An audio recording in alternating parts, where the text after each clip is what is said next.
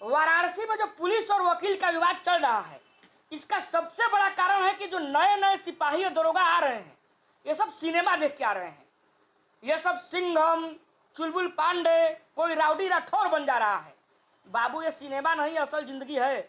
यहाँ वकीलों से टकराओगे तो चूर चूर हो जाओगे। जबकि वकील साहब का घर उस चौराहे से सामने दिख रहा था और पुलिस ने यह कहा कि तुम वकील हो तो क्या हो गया, तुम वकील हो, तुमको जाने नहीं देंगे चाहे कुछ भी हो जाए। नहीं, अभी और सुनिए। इतना ही नहीं, माँ बहन की भद्दी भद्दी गालियां दिया गया वकील। तू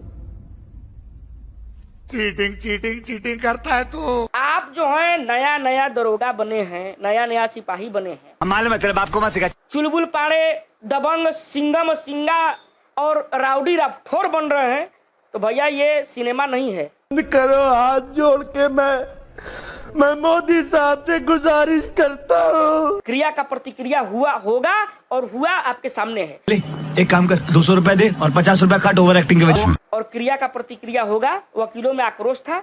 मैं इसका घोर निंदा करता हूँ। ऐसा घटना नहीं घटना चाहिए।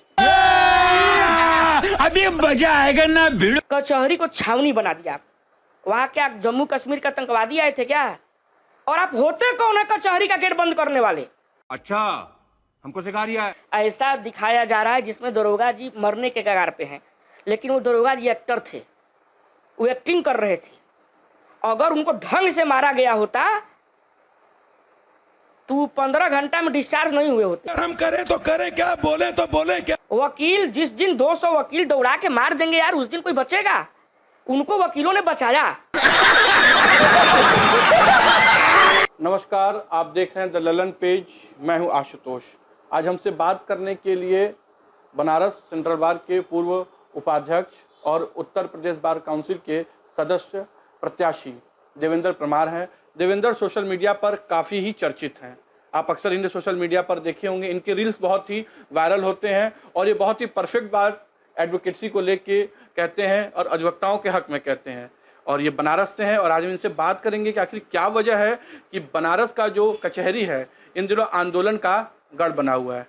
क्या है देवेंद्र जी? देखिए, सीधा सीधा मामला पुलिस के ईगो का है। पुलिस वकीलों को दबाना चाहता है और ये संभव नहीं है। हम आज़ादी से पहले भी थे और आज़ादी के बाद भी हैं। और वकील किसी से, चाहे वो सरकार हो या पुलिस प्रशासन हो, वकील किसी से दबेगा नहीं।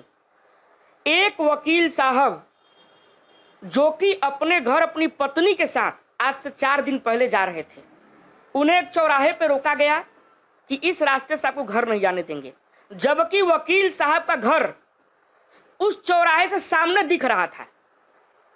और पुलिस ने यह कहा कि तुम वकील हो तो क्या हो गया, तुम वकील हो, तुमको जाने नहीं देंगे चाहे कुछ भी हो जाए। वकील साहब को पूर्णतः वहां खड़े जितने भी सिपाही दरोगा थे दबाने की कोशिश किए। अरे यार, आप इंटर पास हैं, बीए पास हैं, आप डबल ग्रेजुएट वकील साहब को दबाने की कोशिश करेंगे तो दबेगा। इतना ही नहीं, माँ बहन की भद्दी भद्दी गालियां दिया गया वकील साहब को और पत्नी के सामने उनको अधमरा कर दिया गया, लहूलुहान कर दिया गया, जो कि बर्दाश्त से बाहर है। इस पे पुलिस प्रशासन ने क्या किया? तो आप मारेंगे? देखिए, क्रिया का प्रतिक्रिया तो होगा। क्रिया का प्रतिक्रिया, एक वकील जो अपने पत्नी अपने परिवार के साथ जा रहे, सामने उसका घर दिख रहा है और आप कह रहे हैं कि उधर से घूम के जाइए। ये आम जनता के लिए, चलिए मान लिए कि आम जनता के लिए वन वे था, लेकिन एक मोटरसाइकिल आप इसलिए नहीं जाने दिए कि वो वकील है। आप वकील सी को फंसा लिए। आप जो है नया नया दरोगा बने हैं, नया नया सिपाही बने हैं, आप सिनेमा देख के आ गए। चुलबुल पाड़े, दबंग, सिंगम सिंगा और राउडी राठौर बन रहे हैं, तो भैया ये सिनेमा नहीं है। और आप अगर ये सोच रहे हैं कि डबल स्टार लेके सिंघम बन के किसी वकील को दबा देंगे, तो ये संभव नहीं है। क्रिया का प्रतिक्रिया हुआ होगा और हुआ आपके सामने है। अभी ये मामला गर्म था, वकील साहब लहूलुहान ट्रामा सेंटर में भर्ती थे कि अचानक एक मामला और सुनने में आया कि बड़ा गांव में एक वकील साहब को लॉकअप में बंद कर दिया गया जमीन के मामले में और उन्हें बहुत मारा गया, वो भी ट्रामा सेंटर में भर्ती। और दरोगा जी, आप अगर वकील को लॉकअप में मारते हैं, थाने में मारते हैं, रोड पर मारते हैं, तो आपको आना है कचहरी और क्रिया का प्रतिक्रिया होगा। वकीलों में आक्रोश था, मैं इसका घोर निंदा करता हूं, ऐसा घटना नहीं घटना चाहिए। लेकिन आपने ऐसा किया। देखिए, रोजाना 1000 पुलिसकर्मी हमारे कचहरी में आते हैं, 200-250 दरोगा सिपाही, 800-900 पैरोकार हर न्यायालय में रहते हैं। कभी किसी ने मारा क्या? आप ही को क्यों मारा? आप ही क्यों लात खाए? और सबसे बड़ी बात कि वहां मारने वाले सिर्फ 3-4 ठो थे, अब बचाने वाले 300-400। आपने अफवाह उड़ाया कि मर गया मर गया मर गया, मरा कर दिया। अरे यार, 24 घंटा में रजनीगंधा दबा के थाने के आसपास घूमने लगे आप। आपको अगर ढंग से वकील मार देंगे तो आप 24 घंटा में डिस्चार्ज होंगे। आपने अफवाह उड़ाया, आपने वकीलों पर न जाने कितनी धाराएं लगा दी, छिनैती से लेके, डकैती से लेके, धारदार हथियार से लेके। हमारे पास कोई धारदार हथियार नहीं है, हमारा हथियार ये है। आपके पास डंडा है, गोली है, बंदूक है, प्रशासन है, सरकार है, और वकीलों के पास कौन है? कोई नहीं, उसके पास सिर्फ कलम है।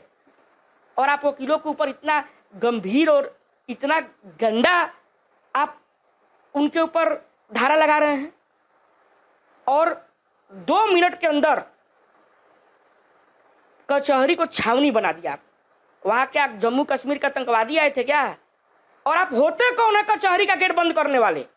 आप होते कौन है कचहरी का गेट बंद करने वाले? साफ सुथरा शब्दों में मैं बताना चाहूंगा, और मैं सरकार से अपील करना चाहूंगा, माननीय योगी जी को जो है इस पे एक्शन लेना चाहिए कि जो पुलिस वाले वकील के साथ अभद्रता कर रहे हैं वो बिल्कुल भी क्षम्य नहीं है, उन पे कानूनी कार्रवाई होना चाहिए। और ये बर्दाश्त के बाहर होगा अगर किसी वकील को कोई पुलिस वाला मारता है, पीटता है या बदतमीजी करता है। आज तो जो दरोगा घायल थे उनकी एक फोटो वायरल हो रही है। जैसा कि एफआईआर की हम लोग बात करें तो उसमें छिनैती की भी बात है, लेकिन जो एक फोटो सोशल मीडिया पर वायरल हो रही है उसमें एक महंगी घड़ी उनके हाथों में दिख रही है। ऐसा है कि फोटो जो वायरल हो रहा है उसमें दरोगा जी जो है ऐसा दिखाया जा रहा है जिसमें दरोगा जी मरने के कगार पे हैं, लेकिन वो दरोगा जी एक्टर थे, वो एक्टिंग कर रहे थे। अगर उनको ढंग से मारा गया होता तो 15 घंटा में डिस्चार्ज नहीं हुए होते। उनके शरीर पर एक चोट नहीं है, उनके शरीर पर एक घाव नहीं है, कहीं से खून नहीं है। उनको तो वकीलों ने बचाया है, मारा कहाँ है? वकील जिस दिन 200 वकील दौड़ा के मार देंगे यार, उस दिन कोई बचेगा? उनको वकीलों ने बचाया। यह अफवाह उड़ा दिया गया कि वकीलों ने मारा, जबकि वकीलों ने उनको बचाया।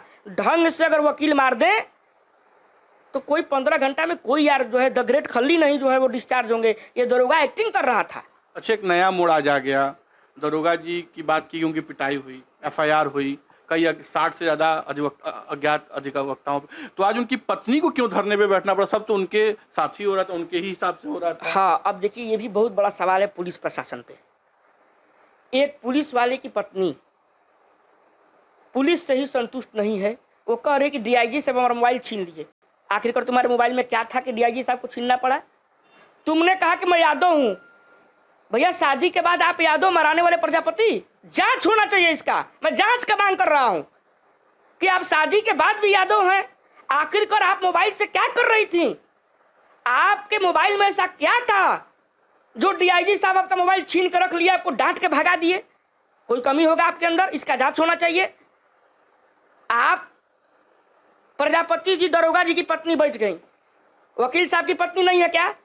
वकील साहब की पत्नी अगर बैठ गई, 500 से ज्यादा महिलाएं वकील हैं हमारे कचहरी में, अगर 500 महिला अधिवक्ता जाकर वहीं बैठ जाए तो दरोगा की पत्नी पत्नी है और वकील की पत्नी नहीं थी। जब वकील के पत्नी के सामने वकील साहब को मारा जा रहा था, लहूलुहान कर दिया गया, और आप कह रहे हैं कि पत्नी बैठ गई। पत्नी बेफजूल बैठी है, गैर कानूनी बैठी है। और ये सीपी साहब ये नया ट्रेंड चालू किए हैं जो भविष्य में उनके ही माथे का दर्द बन जाएगा। ये आज फिर कुछ हुआ अधिवक्ता और एक बार फिर पुलिस अधिकारी आमने सामने थे। आज आमने सामने होने का देखिए, पुलिस प्रशासन को सामंजस्य बैठाकर मामले को ठंडा करना चाहिए। अगर आप मामले को गर्म करेंगे तो आग लगेगा। आग अगर बनारस में लगा तो प्रदेश में लगेगा, अब मोदी जी तक पहुंचेगा। आज कोई वकील साहब अपने क्लाइंट को लेकर सीपी साहब से मिलने गए, और वकील साहब को गाली देके भगा दिया गया। एक महिला जो है कोई एसीपी है नीतू कत्यानी करके, वकीलों को सरेआम माँ बहन की गाली दे रही है, उसका तो सस्पेंड होना चाहिए उसको। आप जो है महिला हैं और अब माँ बहन की वकीलों को गाली दे रही हैं, आप कह रही है कि 2 कौड़ी के वकील। अरे यार, तुमसे ज्यादा पढ़ लिख क्या है, तुमसे ज्यादा पढ़े लिखे क्या, तुमसे ज्यादा जानकार हैं, कहीं से कमजोर नहीं पड़ेंगे। 10,000 वकीलों का बार है दी सेंट्रल बार एसोसिएशन, 10,000 वकील हैं हमारे बनारस कचहरी में, और प्रदेश के हर जिले में आंदोलन चल रहा है। कुछ दिनों में पूरे देश में आंदोलन होगा। इससे पहले कि आग जो है वो रूप धारण कर ले जो बुझे न बुझाए, इससे पहले योगी आदित्यनाथ जी और सरकार से मैं अपील करता हूं कि पुलिस प्रशासन को एडवाइजरी जारी करें कि किसी भी वकील को